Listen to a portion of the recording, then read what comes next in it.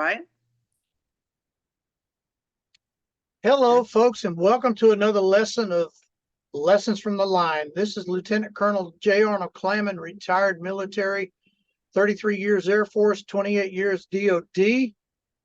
And this podcast is designed to speak to former military members, first responders, and pastors who have all chosen to stand the line and protect our country, whether it's by being a first responder or military or as a pastor. They stand the line, and this whole podcast is designed to get their inputs and their takeaways, and to hopefully help you make decisions in your future and what you are trying to do. So on this episode, we are interviewing another good friend of mine who served in the military. I don't remember exactly how long she served, but we will let her introduce herself, and she can fill us all in on that kind of information. So tell our listeners a little bit about yourself. Hi, I'm Marcia Findley-Shaw, retired major. I spent 4 years active duty and 18 as a reservist. I started out as enlisted, and for 9.5 years, then I got my commission and was blessed to spend a wonderful 22 years serving the country. Wow. That's I wasn't active duty, but I was 9 years enlisted before I got commissioned. So that's interesting. So we'll dive into this. And so during your time on the line, and your version of the line, my version of the line may be a little bit different because I was maintenance. So I was on the flight line, and you were more on the ops side of the house, right? Yeah. Okay. Yeah. So during your time on the line, what is your biggest takeaway? I kind of, in a way, have two, if that's okay. That's fine. One of mine was, the biggest takeaway is I got to see true human sacrifice in so many different ways. Whether it was people sacrificing their time away from family, I saw people when I was deployed sacrifice their civilian careers to be over there, right, be deployed and help. I mean, they lost positions, they lost jobs, but they went anyway and gladly went.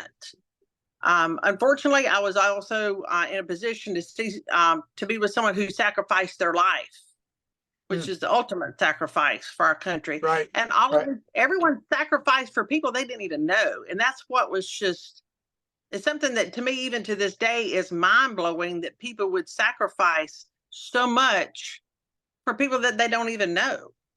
Right. Yeah. And it's definitely a calling for what we've done. Yes. Yeah. It is. And my other takeaway on that was, as I was shy growing up, but one thing the military taught me was just to push myself a little bit. Mm-hmm.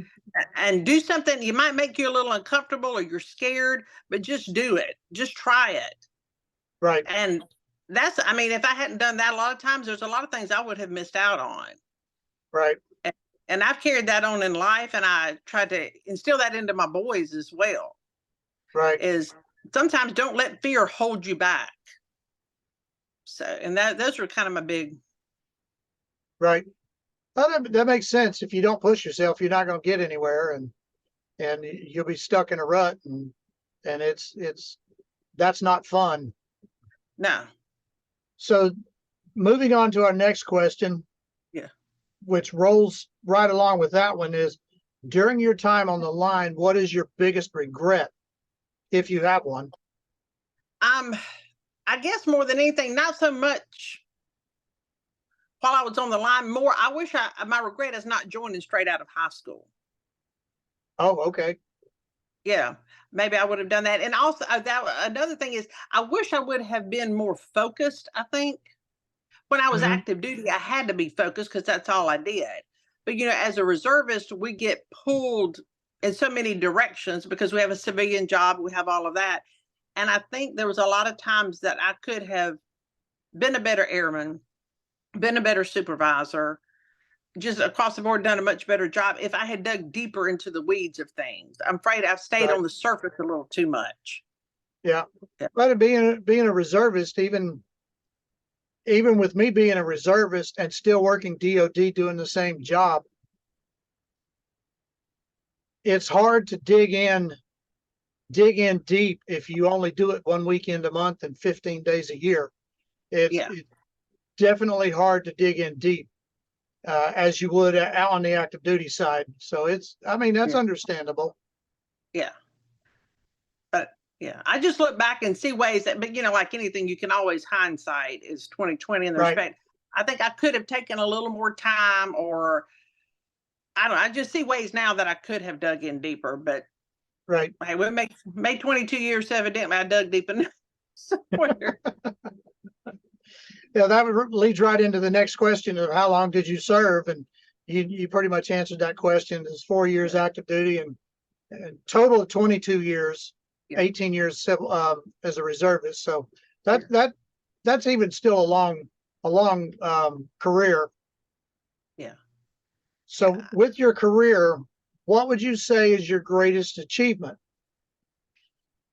I have to say, it's not so much something I achieved, but one of the reasons I wanted to become an officer was I experienced good officers and I experienced not so good.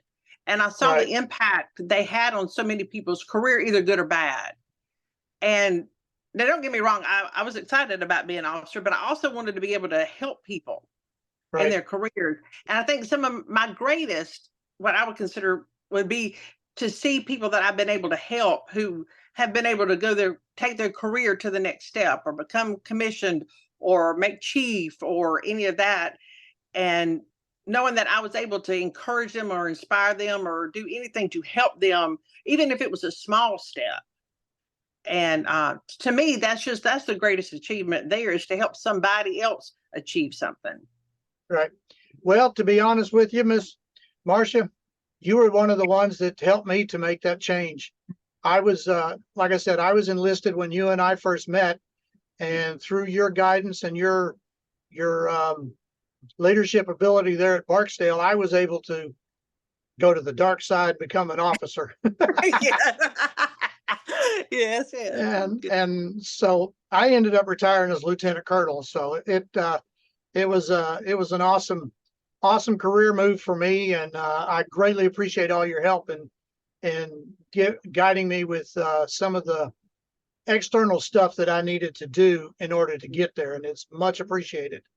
Well, I'm so glad. And look, you outrank me now. How about that? Well, I still don't outrank my wife, so. And you never will. Nope. No. Never will.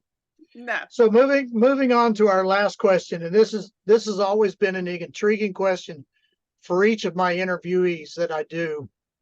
If you could title your story of your life, what would the title of your story be?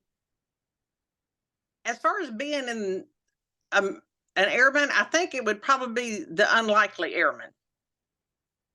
Okay. And the reason for that is, I mean, growing up, I was raised very rural, so I hunted and fished and did all of those type of things. But I still like to dress nice and all my clothes match and all of that. I'm probably one of the last people anybody would have ever thought would go in the military.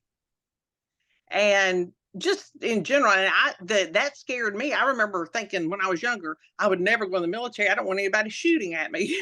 Right. So it was, and then when I joined, I often wondered, did my friends go, yeah, we'll see how long this lasts. Right.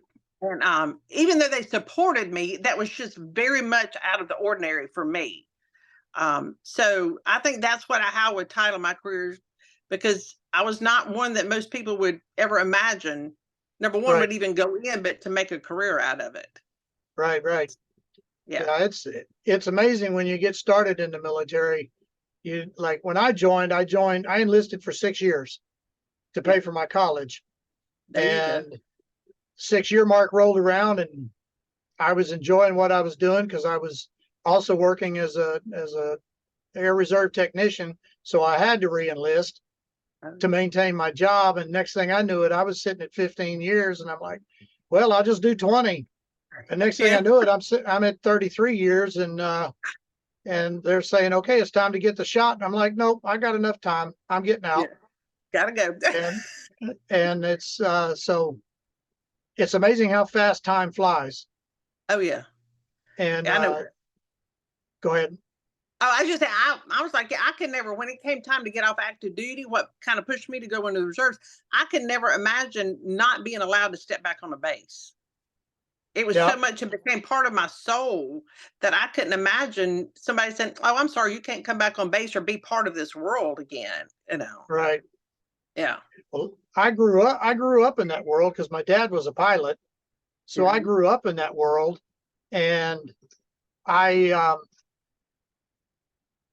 when I graduated high school and I could no longer have my ID card, I kind of lost that privilege because I was no longer a student, so I couldn't have an ID card. And then when I joined the military, I was able to get that back and get the privilege back, like you said. So it was it was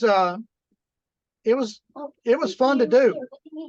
So it was Are you done recording? it's been good on this podcast, and I would like to thank our listeners for listening in, and we've enjoyed our time with Miss Marcia tonight, and we will see you guys on the next episode, and be blessed and don't stress because God's got it, folks. We love y'all.